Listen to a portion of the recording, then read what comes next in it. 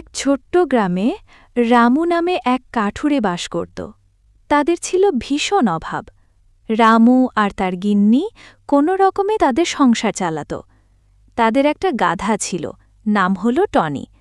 রামু কাঠ কাটতে জঙ্গলে গেলে টনিকে নিয়ে যেত। কাঠ কেটে আবার টনির কাঁধে করে বাড়িতে নিয়ে আসত। গিন্নি, আমি ভাবতাছি আমাদের টনিকে আর আমি বাইরে রাখবো না।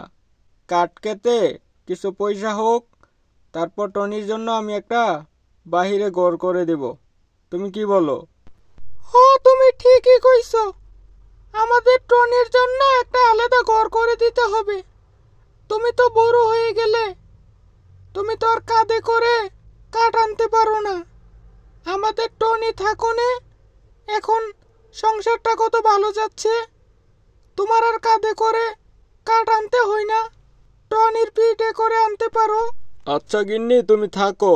বেশি দেরি হলে তো আজকে বেশি কাঠ আনতে পারবো না। যত তাড়াতাড়ি যাব তত বেশি কাঠ আনতে পারবো। এগুলা বিক্রি করে হাতে কয়টা পয়সা হোক, তারপরে টনির জন্য একটা ঘর তুলে দিব। তুমি থাকো, আমি চলে যাই।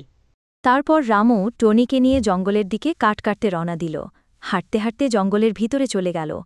রাম টনিকে একটা জায়গায় রেখে দিল যাতে টনি ঘাস খেতে পারে। রাম টনিকে রেখে একটু দূরে চলে গেল কাঠ কাটতে। কাঠ কাটা শেষে রাম টনিকে নিয়ে আসতে গেল। টনি, টনি রে, ওই টনি, টনি কই গেলি রে?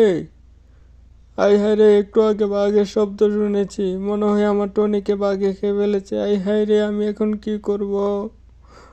আয় হায়। রামু হাঁটতে হাঁটতে একটা গাছের নিচে গিয়ে বসল। সে অনেক মন খারাপ করে চিন্তা করতে লাগল। হঠাৎ করে একটা পরী উঠে বলল, রামু, তোর কি হয়েছে? রামু সব খুলে বলল। তারপর পরী বলল, তুমি এখন বাড়িতে চলে যাও। রামু হাঁটতে হাঁটতে বাড়িতে চলে আসলো। তারপর টনির মতো একটা গাধা বাড়িতে আসলো। রামু অনেক খুশি হল।